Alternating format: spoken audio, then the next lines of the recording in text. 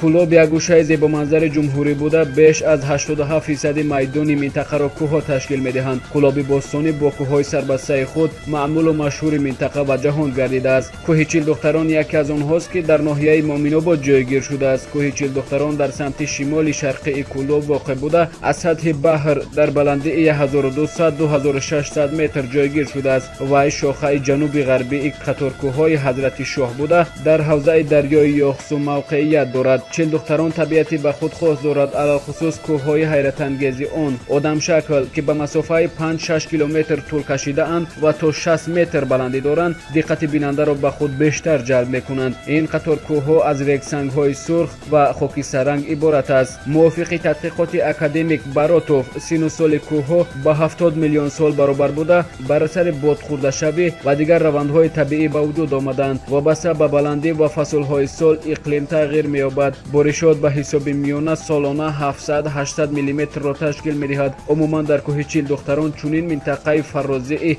набототро фарқ мекунанд: бутазорҳо ва ҷангалзорҳои кӯҳӣ. дар ин ҷо бештар лолаҳо, савсани кӯҳӣ, гули баҳман, сиёҳгӯш, гули наврӯзӣ ва даҳҳои дигар мерӯяд. ҳамчунин якчанд намуд ҳайвонҳоро низ дар ин ҷо вохӯрдан мумкин аст. чӣ гунае ки маълум шуд, кӯҳи Чилдухтарон ландшафти табиии зебое дорад. мавзӯи мазкур аз сарватҳои табиӣ бой аст, хусусан захираҳои биологӣ. дар айни замон кӯҳи Чилдухтарон ёдгории геологӣ эълон шудааст. ҳанӯз соли 1959 баҳри ҳифзи ҷангалзорҳои кӯҳӣ ва ширхӯрони нодир дар ин мавзеъ парваришҳои комплексии Чилдухтарон таъсис ёфта буд. ҳамин тариқ кӯҳи Чилдухтарон як гӯшаи зебоманзари ватани азизамон буда, ҳифз кардан ва оқилона истифода бурдани сарватҳои он сабаби рушду инкишофи иқтисодиёти диёрамон мегардад.